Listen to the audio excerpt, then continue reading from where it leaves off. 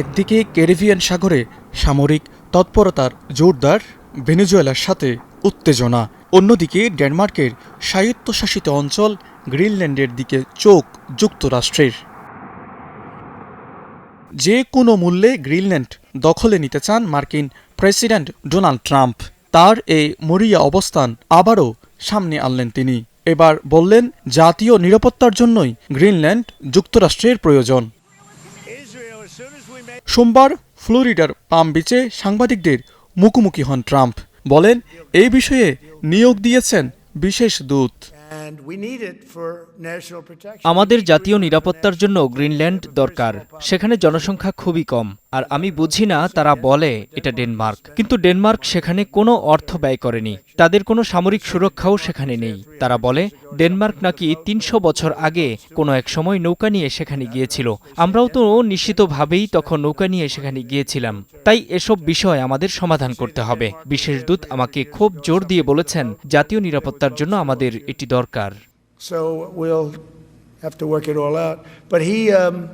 ভেনেজুয়েলার মতোই গ্রিনল্যান্ডের খনিজ সম্পদে নজর রয়েছে যুক্তরাষ্ট্রের। চীনের রপ্তানির উপর নির্ভরতা কমাতে চায় হোয়াইট হাউস। তবে খনিজ নয়, মূলত নিরাপত্তাকেই অগ্রাধিকার দেয়া হচ্ছে বলে দাবি ট্রাম্পের। খনিজের জন্য নয়, খনিজ ও তেলের তো আমাদের অনেক জায়গা আছে। আমাদের কাছে বিশ্বের যে কোনো দেশের চেয়ে বেশি তেল রয়েছে। আপনি যদি গ্রিনল্যান্ডের দিকে তাকান, উপকূল জুড়ে রুশ ও চীনা জাহাজ দেখতে পাবেন। জাতীয় নিরাপত্তার জন্য আমাদের এটি দরকার, আমাদের এটি পেতেই হবে।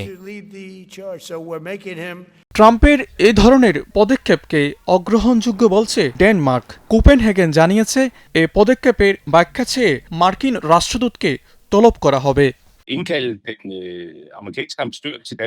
এই বিশেষ দূত নিয়োগের বিষয়টি নিয়ে আমি অত্যন্ত বিরক্ত। ডেনমার্কে একজন মার্কিন রাষ্ট্রদূত আছেন, কিন্তু হঠাৎ করে একজন বিশেষ প্রতিনিধি আসছেন যিনি নিজের কথায় গ্রিনল্যান্ড দখলের দায়িত্বে আছেন। আমরা শীঘ্রই মার্কিন রাষ্ট্রদূতকে ডাকব, তার কাছে ব্যাখ্যা চাইব।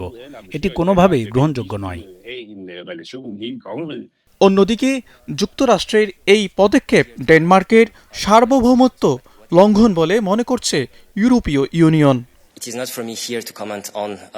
যুক্তরাষ্ট্রের সিদ্ধান্ত নিয়ে এখানে মন্তব্য করা আমার কাজ নয়। তবে ইউরোপীয় ইউনিয়নের অবস্থান সম্পর্কে আমি এটুকু বলতে পারি, এ বিষয়ে আমাদের দীর্ঘদিনের অবস্থান। ডেনমার্কের ভৌগোলিক অখণ্ডতা, সার্বভৌমত্ব এবং এর সীমান্তের অখণ্ডতা রক্ষা করা ইউরোপীয় ইউনিয়নের জন্য অত্যন্ত গুরুত্বপূর্ণ। গ্রিনল্যান্ডের অর্থনীতি প্রধানত মাছ ধরার উপর নির্ভরশীল। অঞ্চলটি খনিজ সম্পদেও ভরপুর। ভূরাজনৈতিকভাবে দ্বীপটি ইউরোপ ও উত্তর আমেরিকার মধ্যে কৌশলগত জায়গায়, যা যুক্তরাষ্ট্রের ব্যালিস্টিক মিসাইল প্রতিরক্ষা ব্যবস্থার জন্য গুরুত্বপূর্ণ। মাজিদ শাহরিয়ার, স্টার নিউজ।